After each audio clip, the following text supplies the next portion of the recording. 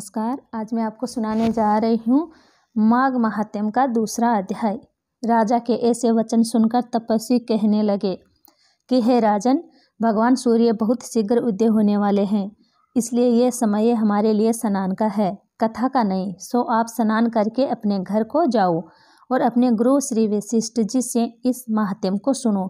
इतना कहकर तपस्वी सरोवर में स्नान के लिए चले गए और राजा भी विधि पूर्वक स्नान करके अपने राज्य को लौट गए। रनिवास में जाकर तपस्वी की सब कथा रानी को सुनाई। तब सूत जी कहने लगे कि महाराज, राजा ने अपने गुरु वशिष्ठ जी से क्या प्रश्न किया और उन्होंने क्या उत्तर दिया, सो कहिए। व्यास जी कहने लगे, हे सूत जी, राजा दिलीप ने रात्रि को सुख से सोकर प्रांत समय ही अपने गुरु वशिष्ठ जी के पास जाकर उनके चरणों को छूकर प्रणाम करके तपस्वी के बताए हुए प्रश्नों को अति नम्रता से पूछा कि गुरुजी, आपने आचार, दंड, नीति, राज्य, धर्म तथा चारों वर्णों के चारों आश्रमों की क्रियाएं, दान और अनेक विधान, यज्ञ और उनकी विधियां, व्रत, उनकी प्रतिष्ठा, भगवान विष्णु की आराधना अनेक प्रकार से विस्तार पूर्वक मुझको बताइए। अब मैं आपसे माघ मास के स्नान के महात्म्य को सुनाना चाहता हूँ। सो हे तपोधन, नियम पूर्वक इसकी विधि समझाइए।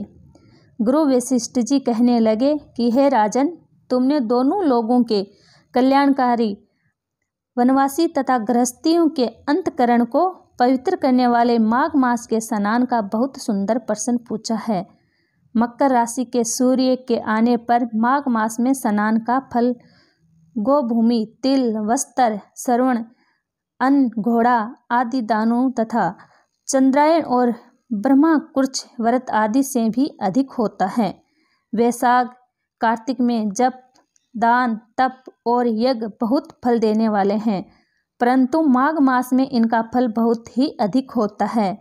माघ में स्नान करने वाला पुरुष राजा और मुक्ति के मार्ग को जानने वाला होता है।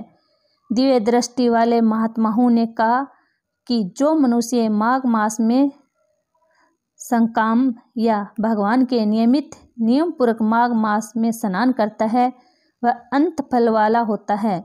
उसको शरीर की शुद्धि, प्रति, ऐश्वर्य तथा चारों प्रकार के फलों की प्राप्ति होती है। अतिथि ने 12 वर्ष तक मकर संक्रांति ने अन्न त्याग कर स्नान किया। इसे तीनों लोगों को उज्जवल करने वाले 12 पुत्र उत्पन्न हुए। माघ मास में स्नान करने से ही रोहिणी, सुभंगा, अरुंधति दानशीलता हुई और इंद्राणी के समान रूपवती होकर प्रसिद्ध हुई।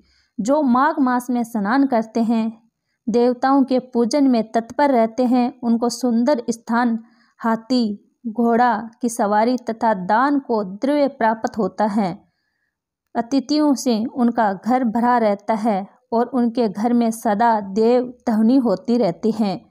वह मनुष्य धन्य है जो माघ मास में स्नान करते हैं, दान देते हैं तथा व्रत और नियमों का पालन करते हैं और दूसरों के पुण्य का क्षीण होने से मनुष्य स्वर्ग से वापसी आ जाता है। परंतु जो मनुष्य माघ मास में स्नान करता है, वह कभी स्वर्ग से वापस नहीं आता। इसमें बढ़कर कोई नियम, तप, दान, पवित्र और पाप नाशक नहीं है। भृंगी ने मणि पर्वत पर विद्याधरों को यह सुनाया था। तब राजा ने कहा कि ब्राह्मण भृंग ऋषि ने कब मणि पर्वत पर विद्याधरों को उपदेश दिया था, सो बताइए।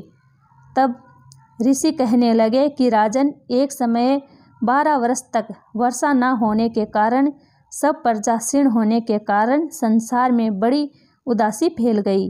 हिमाचल और विंध्याचल पर्वत के मध्यम का देश निर्जन होने के कारण श्रद्धा, तप, स्वास्थ्य सब कुछ छूट गया। सारा लोग विपत्तियों में फंसकर प्रजाहीन हो गया। सारा भूमंडल फल और अन्न से रहित हो गया। तब विंध्याचल से नीचे बहती हुई नदी के सुंदर वृक्षों से आच्छादित अपने आश्रम से निकलकर श्री भृंग ऋषि अपने शिष्यों सहित हिमालय पर्वत पर गए। इस पर्वत की चोटी नीली और नीचे का हिस्सा सुनहरी होने से सारा पर्वत पीतांबरधारी श्री भगवान के सदृश लगता था। पर्वत के बीच का भाग नीला और बीच बीच में कहीं कहीं सफ़ेद स्फटिक होने से तारों से युक्त आकाश जैसी शोभा को प्राप्त होता था। रात्रि के समय वह पर्वत दीपकों की तरह चमकती हुई दिव्य दृष्टि औषधियों से पूरित किसी महल की शोभा को प्राप्त था। वह पर्वत शिखरों पर बांसुरी बजाती हुई सुंदर गीत गाती हुई किन्नरियां तथा केले के पत्तों की पताकाओं से अत्यंत शोभा को प्राप्त हो रहा था। यह पर्वत नीलम पना पुखराज तथा इसकी चोटी से निकलती हुई रंग बिरंगी किरणों से इंद्रधनुष के समान प्रतीत होता था। श्रवण आदि सब धातुओं से तथा चमकते हुए रत्नों से चारों ओर फैली हुई अग्नि ज्वाला के समान शोभायमान था।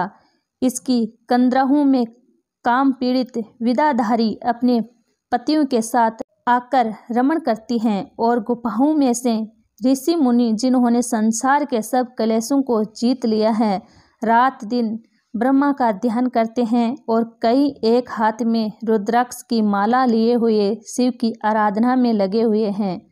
पर्वत के नीचे भागों में जंगली हाथी अपने बच्चों के साथ खेल रहे हैं तथा किस्तूरी वाले रंग बिरंगे मृगों के झुंड इधर उधर भाग रहे हैं।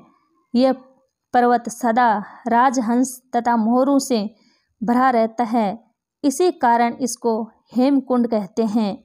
यहाँ पर सदैव ही देवता ग्रह और अप्सरा निवास करते हैं।